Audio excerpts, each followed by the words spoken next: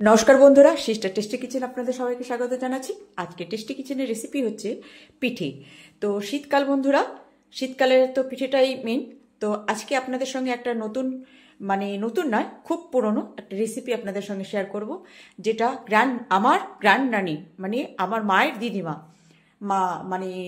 মায়ের দিদিমার যে রেসিপিটা আপনাদের সঙ্গে শেয়ার করছি। বাংলাদেশে তখনকার দিনে হয়তো 1922-24 সালের তখন হবে হয়তো, ওনারা বড় হয়েছেন বা তার আগে আগে যারা ছিলেন তাদের মায়েরা বা তাদের নানিরা যে রেসিপি করে খেত, সেইটা আজকে আমি আপনাদের সঙ্গে শেয়ার করছি। যেটা আমার মার দিদিমা মামা বাড়িতে সে করে খাওয়াতো, সেটাই আজকে আমার মা সেটা আমাদেরকে করে খাইয়েছে, সেটাই আপনাদের সঙ্গে শেয়ার করছি। পিঠেটার নাম হচ্ছে ধুপড়ি পিঠা। তা ধুপড়ি পিঠার জন্য বন্ধুরা প্রথম থেকে শেষ পর্যন্ত দেখুন কি করে আমি বানাচ্ছি। তো ধুপড়ি পিঠার জন্য চাই আমার চালের গুঁড়ো। এখানে আমি সেদ্ধ চালের গুঁড়ো নিয়েছি বন্ধুরা। সে চালটাকে আমি ভালো করে ওয়াশ করে নিয়ে ভিজিয়ে রেখেছিলাম 1 ঘন্টার মতন। তারপর সেটাকে জল ঝরিয়ে রোদ্দুরে ভালো মতন মেলিয়ে শুকিয়ে নিয়েছি, হালকা করে শুকিয়ে নিয়েছি জলটাকে। তারপর লাগছে ফ্রেশ নারকেল কোড়া, পুরো একটা গোটা নারকেলের কোড়া নিয়েছি। আর নিয়েছি এখানে লাগবে ঝোলা গুড় নয়, এই যে খেজুরের পাটালি গুড়। আর লাগবে এই যে, আর এখানে আমি গুঁড়োর দুধ নিয়েছি আমুল স্প্রে। তো বন্ধুরা এই দিয়ে আজকে আমি ধুপড়ি পিঠাটা বানাবো। তো প্রথম থেকে শেষ পর্যন্ত দেখুন বন্ধুরা কি করে আমি এই রেসিপিটা আপনাদের সঙ্গে শেয়ার করছি। তো প্রথম থেকে দেখুন যে এই যে চালের গুঁড়োটা, এখানে কিন্তু আমি কোনো জল ইউজ করব না বন্ধুরা, জল ছাড়া এগুলোকে মাখতে হবে। তো মাখা স্টার্ট করছে বন্ধুরা, দেখাচ্ছি কিভাবে মাখতে হবে। প্রথমে চলে গেল বন্ধুরা নারকেল কোড়া, এই চালের গুঁড়ির ভিতরে নারকেল কোড়াগুলো পুরোটা মিলিয়ে নিল বন্ধুরা। এখানে স্বাদ অনুযায়ী খানিকটা নুন দিয়ে দিল বন্ধুরা। যেহেতু পাটালি সেহেতু এটা ওই চাকু দিয়ে আর কি কাচিয়ে গুড়টাকে বার করছে, কিন্তু এখানে ঝোলা গুড় ইউজ হবে না।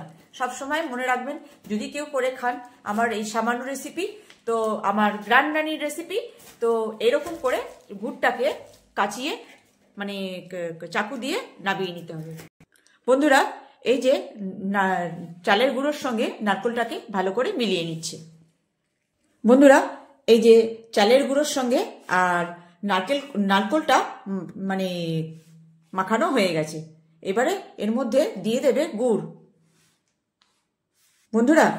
এই যে কেটে রাখা গুড় এভাবে চাকু দিয়ে কাটা হয়ে গেছে বন্ধুরা। একদম কিন্তু এটা গুড়টা একদম মিহি হবে না, কোনো জায়গায় একটু দানা থেকে গেলেও দানাটা থাকলেও খেতে ওইটা আরো টেস্টফুল লাগবে বন্ধুরা। এবার চলে যাচ্ছে এর মধ্যে গুড়। এবার এই গুড় দিয়ে ভালো করে মিলিয়ে নেবে। তারপরে দেবে এই যে গুঁড়ো দুধ। এখানে লিকুইড দুধ আমি দেব না, ওনারা ঘরের গরুর শুকনো দুধ শুকিয়ে একদম পুরো ক্ষীর ক্ষীরের মতন, ক্ষীরের থেকেও আরো শুকিয়ে নিয়ে সেই জিনিসটা কাজ করতো। তো আমাদের এখানে আমরা এখানে ইউজ করব গুঁড়ো দুধ বন্ধুরা। এই যে এভাবে আস্তে আস্তে ধীরে ধীরে গুড়টার সঙ্গে চালটার সঙ্গে নারকেলটার সঙ্গে মিক্সিং করবে, চেপে বলেছি না বন্ধুরা, এখানে আমি 1 ফোঁটাও জল ইউজ করব না। তো এখানে 1 ফোঁটা জলও যাবে না। ওই দেখুন কিভাবে ইয়েটা সুন্দর নরম হয়ে যায় বন্ধুরা। দেখুন মাখতে মাখতে ইয়েটা কেমন নরম হয়ে গেছে। এই জন্য বলছি, কেন কি নারকেলে একটু তেল আছে, আর নারকেলে আর যেটা কোড়াটায় একটু তেলি ভাব হয়, আর গুড়টাতে জল ছাড়ে, সেই জন্য এতে আমি কোনো জল ইউজ করব না। এবার দিয়ে দেবো বন্ধুরা এই যে গুঁড়ো দুধ।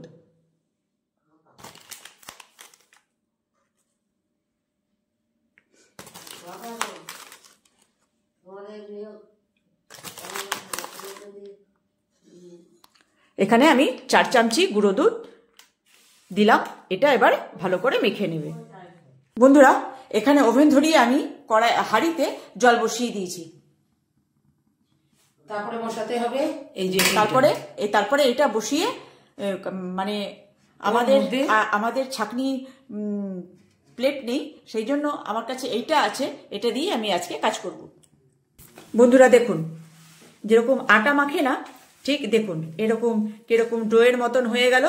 এখানে কিন্তু বলেছি না যে আমি এক ফোঁটাও জল ইউজ করব না, কেন কি গুড় জল ছাড়বে, সেই জন্য আমি এখানে যে গুড়টা কিছু কিছু জায়গায় একটু দানা দানা হয়ে রয়েছে। দেখুন, যখন জিনিসটা তৈরি হবে, যখন মানে আগুনে দিয়ে সেটাকে জিনিসটা তৈরি হবে, যখন সিদ্ধ হয়ে যাবে, তখন ওই ফুটে ফুটে মানে এই যে একটা গুড়ের থেকে রস বেরোবে, তখন সেটা খেতে ব্যাপক লাগে বন্ধুরা। আর এটা ঠান্ডা হলেই ভালো লাগে, গরমটা তত বেশি ভালো লাগে না। আর ফ্রিজে রাখার পরে চায়ের সঙ্গে ব্যাপক লাগে। তো আজকে চলুন বন্ধুরা, হ্যাঁ এই যে বা চা কফি যাই দিয়ে খান না কেন, বা শুধু যেভাবেই খান না কেন আপনি, সেভাবেই আপনার অমায়িক লাগবে। তো এটা এখনো মাখা হয়নি, মাখা হচ্ছে। বন্ধুরা এই যে ফাইনালি মাখাটা হয়ে গেছে। এইবারে একে শেপ দেবে ছোট ছোট গোল গোল বলের মতন হোক, বা যেরকম আটার লেচি করি আমরা, মানে সেই রকম একটা বলের মতন শেপ দেবে। এই যে গুড়গুলো একটু বেরিয়ে থাকলেও অসুবিধা হবে না, সেদ্ধ হওয়ার পর ওখান থেকে সুন্দর রস বেরোবে। আর খেজুরের আমি এখানে কোনো রকম আমি কোনো ফ্লেভার আমি ইউজ করব না বন্ধুরা, কেন কি খেজুরের যে গুড়ের গন্ধটা সেটা পেলে আরো সুন্দর লাগবে। তো এক এক করে এইবার করে এই যে বলগুলো এই যে করে এই যে এই ঝুড়ির মধ্যে রাখছে সাজিয়ে, দেখুন এবার এক এক করে এইভাবে সবটা এবারে এক এক করে বল সাজিয়ে নেবে। বন্ধুরা আমার এখানে 1 কিলো চালের গুঁড়ো আছে কিন্তু, ঠিক আছে, 3.5 আর এখানে একটা গোটা নারকোল আছে, আর 250 গ্রাম গুড় আছে, না 250 গ্রাম না, 350 গুড় আছে। পাটালিটা 350 গ্রাম ওজন, সেই পাটালিটুকু ওই 350 গ্রাম ওজনের পাটালিটা দিয়েছি। যেন এবার চেক করে দেখবেন বন্ধুরা, কে কত কম বেশি মিষ্টি খেতেই পারে। তো আপনি একটুখানি যদি কম মিষ্টি খান তো কম দিয়েও করলেও চলবে, আবার কেউ যদি একটু বেশি মিষ্টি খান তো একটু বেশি দিয়েও চলবে। কিন্তু এখানে খেজুরের গুড়ের পাটালিটাই লাগবে, অন্য কিন্তু কিচ্ছু দিলে হবে না।